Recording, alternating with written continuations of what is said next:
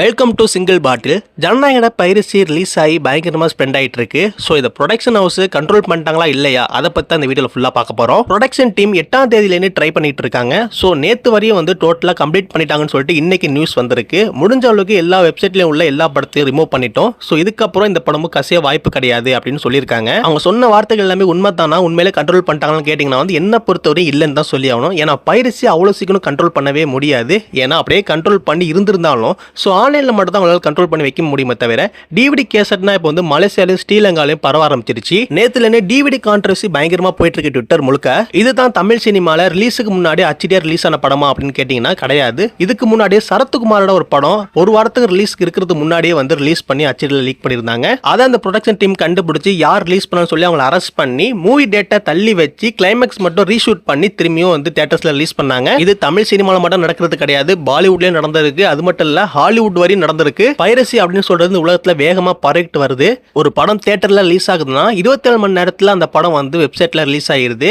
இல்லைன்னா பெரிய பெரிய படங்கள் ஏதாச்சும் வருதுன்னா அது சில மணி நேரத்துல வெப்சைட்ல வந்து ரிலீஸ் ஆயிருது. அந்த அளவுக்கு பைரசி ஓவரா போயிட்டு இருக்கு. நம்மளும் காலகாலமா பார்த்துக்கிட்டு இருக்கோம். என் ப்ரொடக்ஷன் டீமே காலகாலமா அதை ட்ரை பண்ணிட்டு இருக்காங்க அந்த பைரசியை தடுக்கிறதுக்காக. ஆனா எந்த ஒரு நடவடிக்கை எடுத்தாலும் திரும்பி அந்த பைரசி ஸ்பெண்ட் ஆகுறதுனால வந்து அதை அப்படியே விட்டுட்டாங்க. அது கூட தியேட்டர்ல ரிலீஸ் ஆன பிறகு அந்த தியேட்டர் பிரிண்டோட தான் வந்து ரிலீஸ் ஆகும். ஆனா இப்போ வர காலகட்டத்தில் ரிலீஸுக்கு முன்னாடி அச்சிடி பிரிண்டர் ரிலீஸ் பண்றது வந்து எந்த வகையில் நியாயம் தெரியல. எவ்வளோ ப்ரொடக்ஷன் வந்து இந்த மாதிரி ரொம்ப கஷ்டப்பட்டு இருக்காங்க. அதுல கேவின் ப்ரொடக்ஷன் எடுத்தீங்கன்னா ரொம்ப கஷ்டப்பட்டு இருக்காங்க. அவங்க வந்து பல கோடி பட்ஜெட்ல எடுக்கப்பட்ட ஒரு படம் இப்படி ரிலீஸுக்கு முன்னாடியே வந்து அச்சிடி பிரிண்ட் லீக் ஆகுள்ள வந்து அவங்க கஷ்டப்படாம என்ன பண்ணுவாங்க. இது ஃபேன்ஸுக்குமே மிகப்பெரிய டிசப்பாயின்ட்ல அமைஞ்சிருக்கு. ஏன்னா அவங்க தியேட்டர்ல லாஸ்ட் படத்தை பார்க்கறதுக்காக உட்கார்ந்து இருந்த மூமெண்ட் இப்ப அது எல்லா போன்லயும் ஷோ ஆயிட்டு இருக்குள்ள அவங்க மனசு ரொம்ப கஷ்டப்பட்டு தான் இருக்கு. அந்த படத்தை பைரசில பாக்குறதே தப்பு. அதையும் பார்த்துட்டு நிறைய பேர் வந்து படம் பார்த்துட்டேன் நல்லா இல்ல ப்ரோ அப்படின்னா வந்து கமெண்ட் பண்ணிட்டு இருக்கீங்க. சோ அந்த மாதிரி பண்ணாதீங்க. படத்தை வந்து தியேட்டர்ல போய் பாருங்க, பைரசியில் டவுன்லோட் பண்ணி யாரும் பார்க்காதீங்க. இந்த படம் பைரசியில் ரிலீஸ் ஆனதுக்கு ஒரு முக்கியமான காரணம் சென்சார் போர்டையும் கண்டிப்பா சொல்லலாம். ஏன்னா சென்சார் போர்டு கரெக்டான டைம்ல ரிலீஸ் டேட் கொடுத்திருந்தாங்கன்னா ஜனநாயகனுக்கு இந்த ஒரு நிலைமை கண்டிப்பா வந்திருக்காது. சோ அவங்க டேட்டா தள்ளி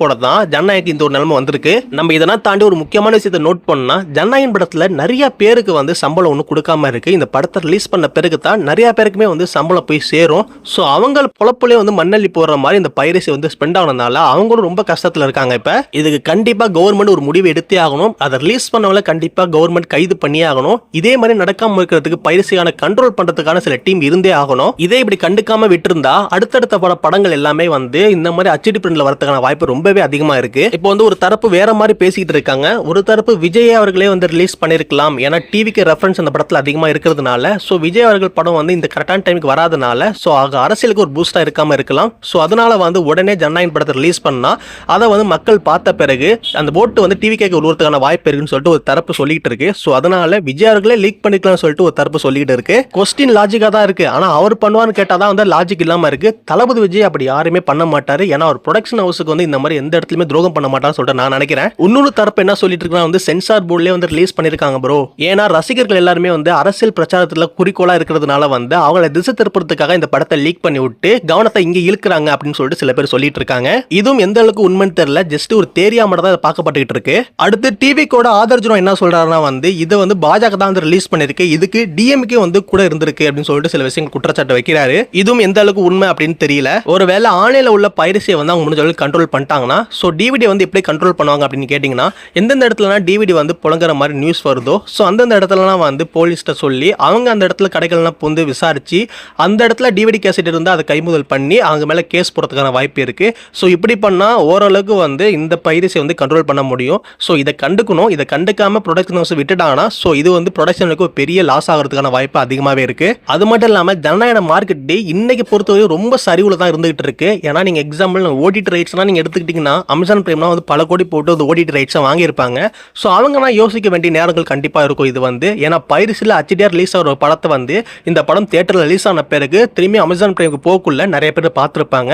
ஸோ இதனால அமேசான் பிரைம் வந்து இந்த படத்தோட ரேட்டை கம்மி பண்ணுறதுக்கான வாய்ப்பு இருக்கு. இல்லைனா ஜனநாயகன் படத்தை ஓடிடி தூக்குறதுக்கான வாய்ப்பு இருக்கு. எப்படி பார்த்தாலும் 50-80 கோடி கிட்ட வந்து ப்ரொடக்ஷன் ஹவுஸ்க்கு லாஸ் ஆகும். இல்லைனா வந்து மொத்த பணமும் வந்து லாஸ் ஆகிறதுக்கான வாய்ப்பு கண்டிப்பா இருக்கு. சேட்டலைட் ரைட்ஸ் வந்து ஜி தமிழ் என்ன ஆக்ஷன் எடுக்க போறாங்கன்னு சொல்லிட்டு இதுவரை எதுவும் தெரியல. ஜி தமிழ் வந்து ரொம்பவும் அமைதியாக தான் இருக்காங்க. ஸோ அவங்க இப்போதைக்கு எந்த ஒரு ஆக்ஷன் எடுக்க மாட்டாங்கன்னு சொல்லிட்டு நான் நினைக்கிறேன்.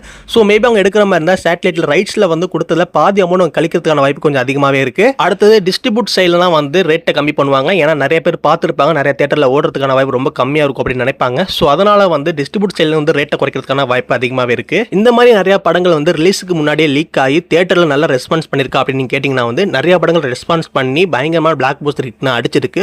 ஸோ அதே மாதிரி ஜனநாயகன் படமும் பிளாக் பஸ்டர் ஹிட்னா அடிக்கும். அது வந்து 500 கோடிக்கு மேலே வசூலும் எடுக்கும். அதை குறை சொல்லவே முடியாது.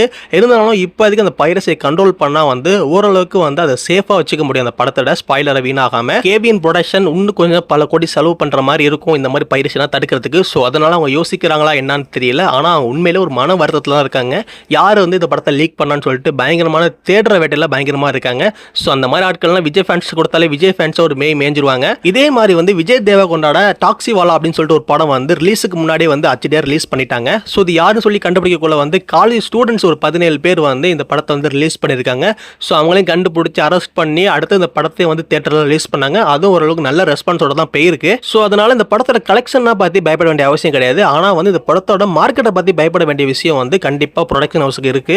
ஏன்னா இந்த ஓடிடி ரைட்ஸில் விலை குறைக்கிறதா இருக்கலாம், இந்த சேட்டலைட் ரைட்ஸில் விலை குறைக்கிறதா இருக்கலாம், இந்த டிஸ்ட்ரிபியூட் சைடில் விலை குறைக்கிறதா இருக்கலாம். இந்த மாதிரி இடத்துலலாம் விலையை குறைச்சாங்கன்னா இந்த படத்தோட ரைட்ஸ் வந்து ரொம்ப ரொம்ப ரொம்ப கம்மியான விலைக்கு தான் போயிட்டு இருக்கும்.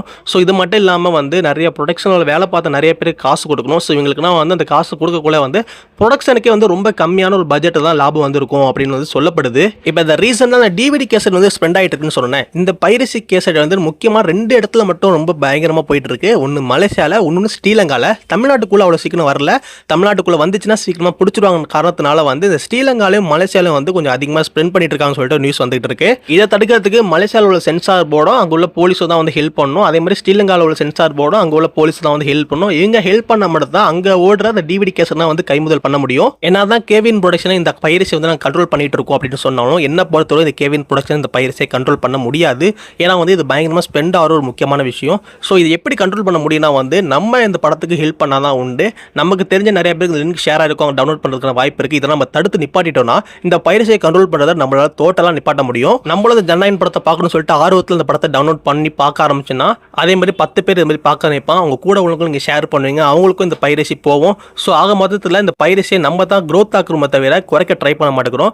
முடிஞ்சளவுக்கு உங்கள் ஆசையை கண்ட்ரோல் பண்ணிட்டு தேட்டரில் பார்க்க என்ஜாய் பண்ண வெயிட் பண்ணுங்க. ஸோ தேட்டரில் இதோட ஸ்பெஷல் மூமெண்ட் நிறையாவே இருக்கு. நீங்கள் படம் பார்க்க கொடுக்குற காசு நீங்கள் கொடுக்குற என்டர்டைன்மெண்ட்க்கு மட்டும் கிடையாது, அந்த படத்துக்காக வேலை பார்த்த நிறைய பேருக்கும் உங்கள் காசு போய் சேரும். ஸோ இதெல்லாம் நீங்கள் மனசில் வச்சுக்கிட்டு இந்த ஒரு முடிவு எடுத்தீங்கன்னா கண்டிப்பாக சொல்கிறேன் இந்த பைரசியை ஒரு 2 இயர்ஸில் நீங்கள் ஃபுல்லாகவே பிரேக் டவுன் பண்ணிடலாம். இப்போதைக்கு ஜனநாயகன் படத்தோட பைரசியை உங்களால் வந்து ஸ்டாப் பண்ண முடியும். டீம் போடுற எஃபெக்டை விட நம்ம பண்ணுற எஃபெக்ட் தான் அதிகமான பவர் இருக்கும். ஸோ நம்ம எல்லாத்தையும் தடுத்துட்டாலே வந்து முடிஞ்ச அளவுக்கு பைரசி டோட்டலாகவே கண்ட்ரோல் ஆயிரும். ஒன்னே ஒன்று மட்டும் ஞாபகம் வச்சுங்க, பலாயிரம் பேரோட உழைப்பு அந்த படத்தில் இருக்கு. அந்த உழைப்பை வீணாக்கலாமா வீணாக்க கூடாதுன்னு சொல்லிட்டு முடிவு எடுக்கிறது உங்க கையில தான் இருக்கு. நீங்க கரெக்டான முடிவுகள் எடுத்துட்டாலே படம் கண்டிப்பா பைரசியிலிருந்து தப்பிச்சிரும். இந்த மாதிரி விஷயங்களை உங்க ஃப்ரெண்ட்ஸுக்கும் ஷேர் பண்ணி உங்க ஃபேமிலிக்கும் ஷேர் பண்ணி தெரியப்படுத்துங்க. இந்த ஒரு இன்ஃபர்மேஷன் பிடிச்சிருந்தா மறக்காம லைக் பண்ணி சப்ஸ்கிரைப் பண்ணிக்கங்க. தேங்க்ஸ் ஃபார் வாட்சிங்.